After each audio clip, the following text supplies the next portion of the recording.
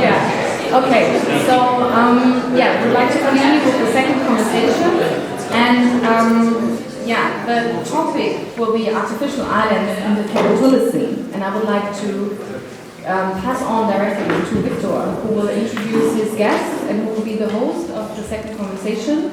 And one more thing I would like to mention, it's great that you enjoy the bar and the food, but the idea was that you would actually have to pay for it. So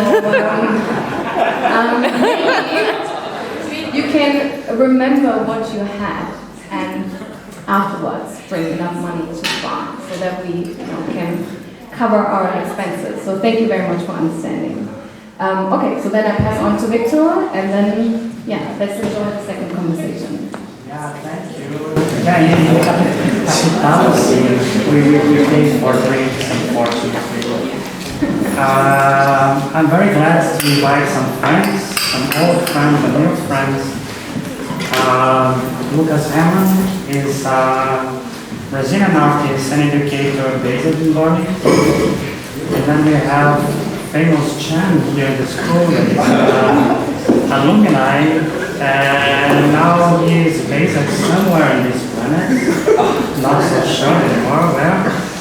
And our new friend is Giacomo, who is an Italian architect and researcher based in Leeds. So maybe one day you can press the button and I can read and try to be entertaining. So I would like to start saying that the ground is the continuous reference plane that in the city negotiates conflicts like public against private, mass and void, and planet and ground. With photographic projection, this device allows not only to represent architecture figures, but also the urban ground. In urban design, the ground coincides with what is public, from Monet and Piranesi's Rome diagrams to Colin Rose and Wiesbaden diagrams. So this session led me to at the Ballon Academy to develop a non-exhaustive research project entitled The Politics of the Ground, combining different diagrams and sections. So recent transformations in politics have shaped and produced new figure-ground relationships. Hoong is the first case that called for my attention. The enhancement of 3D connectivity and the extreme urban density produced a series of figure-figure relationships. This elimination of any reference to the ground produced a series of urban scale interiority.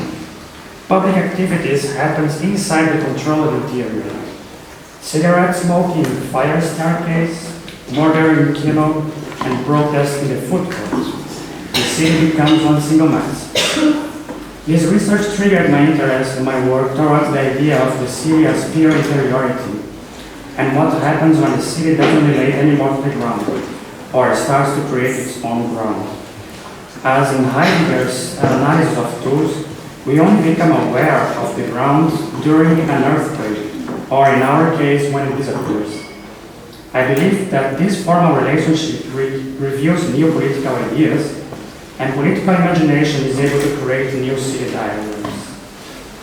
With the recent spread of new liberal ideology, we live in a constant clash between its radical proposals of the state serving only for the ultra-rich and the resistance from their social welfare. Tired of this debate, we see day after day new proposals of libertarian cities in international waters. Supporters of sea standing argue that this is a way to feed the hungry, cure the sick, clean the atmosphere, and enrich the poor. Sea standing has been a topic in literature for a long period, and it's very common to happen. Life imitates art. Peter Thiel, founder of PayPal, is one of the biggest supporters and founders of the Sea Standing Institute. In 2017, the government of French Polynesia invited the Institute for talks. These conversations culminated in a signing of a memorandum of understanding to create a semi-autonomous sea zone. In May 2018, a cryptocurrency called Varion was created to start the construction of the city with no ground. Ocean occupies most of our area and the planet's surface. At the same time that international agreements define that high waters as free from national jurisdiction, some states have been using the creation of grounds as a way of territorial expansion. The most evident case is China, building artificial islands to claim for jurisdiction of the Chinese Sea. While building and populating 6 military bases in artificial islands at the rate of 3.5 acres per day, China is claiming control of the busiest sea in the world, accounting for 30% of the world shipping trade. With 5 countries claiming for parts of this sea, it's hard to defend uninhabited territories. So I started to speculate on a new mode of urbanization where the city created its own ground in the ocean. This strategy consists of sampling and remixing, as in hip-hop culture, important buildings from recent history to create a new world where all human activities can happen inside the urban-scale interiority. As a caricature of the society we live nowadays, public spaces are basically retail spaces. The public activity per excellence in the city of pure interiority is shopping. Another terraforming case is happening by the effect of what orthodox economists call externalities. An externality is the effect of a decision that affects third parties. Pollution is seen as a negative externality, as if the involved actors had no responsibilities on it. An externality that is of it is the Great Atlantic Garbage Vortex. Since this new ground is not being claimed by anyone, I decided to speculate on a mode of urbanization of it. In the capital scene, the most absolute form-finding form-building algorithm is capital itself, and it expanded to cover not only Ham Island, but to occupy the whole ocean through new cities that produce its own grounds. Nah, don't clap, please. Just go for it. Try to be more fun than I am. No, I'm not fun. So I have the role of replying to you. Now, as far as I am concerned about the ground, even though I'm in Innsbruck because of Peter Trummer, it's not really my topic. But let's say what I felt reading the text also, because you sent it to me via email, is that there is this somehow accent on these notions of like new cities, new liberal ideologies, new capital scenes, and then maybe we can add like, I don't know, post-Anthropocene, post-whateverism, post-capitalism and whatever. And I was wondering actually, what about the other side of the story, in the sense that architecture, yes, of course, is related with the ground, yes, of course, is related with the appropriation of land, at least the political use of architecture by, let's say, political or economical authorities. Yet, what about the relation with time, in the sense that recently I was reading this old book, really old, from 1623, by Tommaso Caplanella, who was working on some utopian concepts. Today we would say fictional futures, because yes, it's more offensive. Or speculative. Speculative, yes. And of course, object-oriented ontology also should be mentioned. And but what he was saying basically is something like, today, in the last 100 years, all the world has produced more information and more things, more technology than the 4,000 years before. That it's like something that you hear very commonly nowadays. People say, today, this year, we have produced more data in 1 year than in the whole history of humankind. So I was wondering, what if actually this actually legitimate, and obviously, let's say, it's part of our work, to discuss about, let's say, new forms, new contents for architecture and for the arts and for, let's say, forms of thinking. What if, though, this way of thinking is actually maybe quite, let's say, unhistorically determined and an old way of thinking, with no... But I'm here to provoke you, so...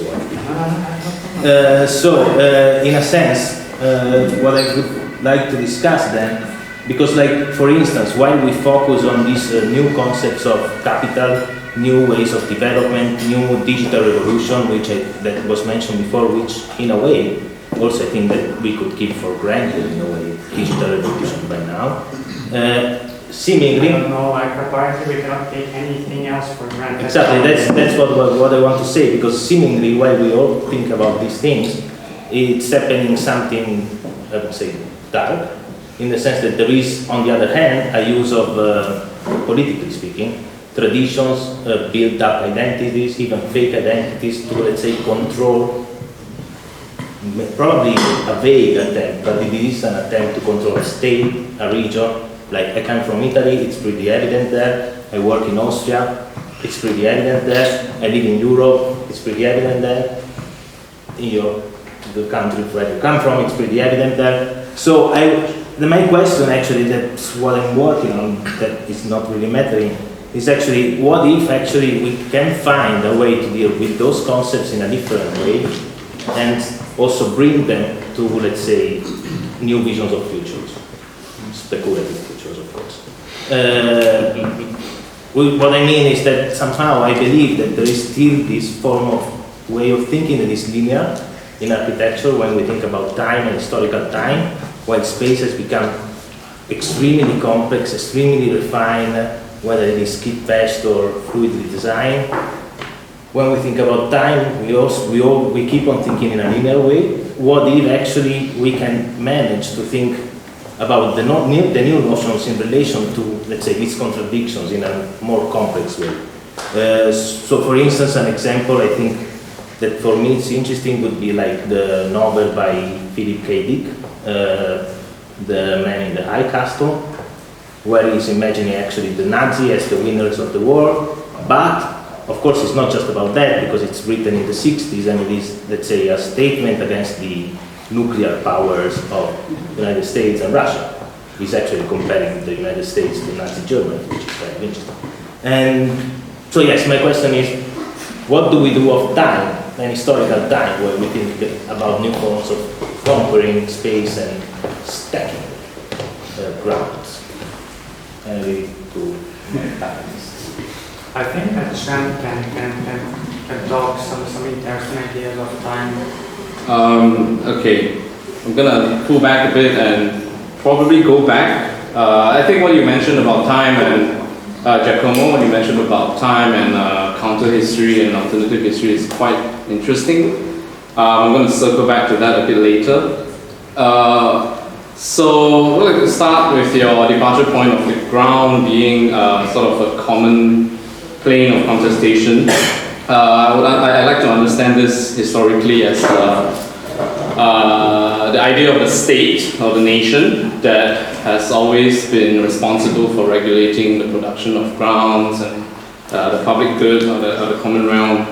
But with specific reference to your garbage vortex project, I'd just like to draw a simple example from the philosopher Timothy Morton, which relates to the idea of a piece of styrofoam, okay, that floats on the vortex.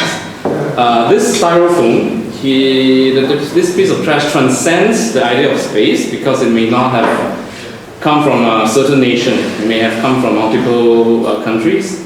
It transcends time. It transcends classes, social classes, because someone poor or someone rich might have produced this piece of trash, but yet it ends up in the same vortex. So this condition of a piece of mass that has been aggregated on the Pacific sort of hints at the reducing relevance of the nation state.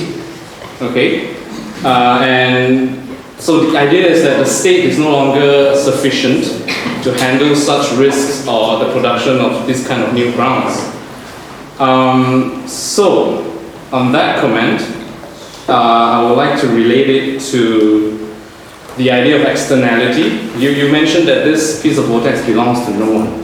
Yeah, no one in the traditional sense of what I just mentioned. No, it's interesting for me because everybody's trying, not everybody, but you see so many projects of building new cities, and it's so expensive and so hard to do it. Correct. And this one is just happening for free and nobody's really claiming for it. True, but this is what I want to point to architectural image. So the way we understand ground as being constructed or multiplied today, with reference to the domino diagram that Kai showed earlier, is that we always understand architecture as the today in the neoliberal world as the privatization of profits. The multiplication of ground is a result of the privatization of profit. So I think this is one half of capitalism. There's another half of capitalism, which is the socialization of loss, which I would like to point to in the idea that we buy insurance, we indemnify ourselves with this kind of financial instruments like bonds and so on. And I think the garbage vortex project is closely related to this other half of capital that no one is rarely spoken about because it's not about profit, it's about the sharing of loss. And in the age of the Anthropocene and the world ending and the environment coming to a collapse, I think it's important to think about how we can socialize or share our losses on a common ground, and what are the instruments, and more importantly, what are the images or architectural images that help us imagine that reality. And I think your garbage project is one way of putting those relations into an aesthetic positioning that starts to appeal to the common sense of people, and etc. I will end at that first, but there's more on how insurance, I think, relates to temporality, how it relies on instruments of software and simulation that starts to play around with the idea of history and projecting the future onto the current. But I'll let the conversation flow, and then we see how it goes. Yeah, all right. Good evening, everyone. I don't want to add much for now, because there's a lot, already a lot, and I find it very, very exciting and sort of overwhelmed and thinking a lot of things. I thought before when I read Victor's text, and also again when I just heard about because I come from the contemporary art background is my background, so I thought about the question of kitsch, about these promises, these big promises, for example, that Victor spoke of when he said that these guys are building these artificial islands and make big promises. And for me, this sounds very kitsch. And how is very forward thinking or maybe edgy architecture proposals or reflections are avoiding this kitsch aspect of reality nowadays, let's say, and it deals also with maybe some how do you say, not that on the some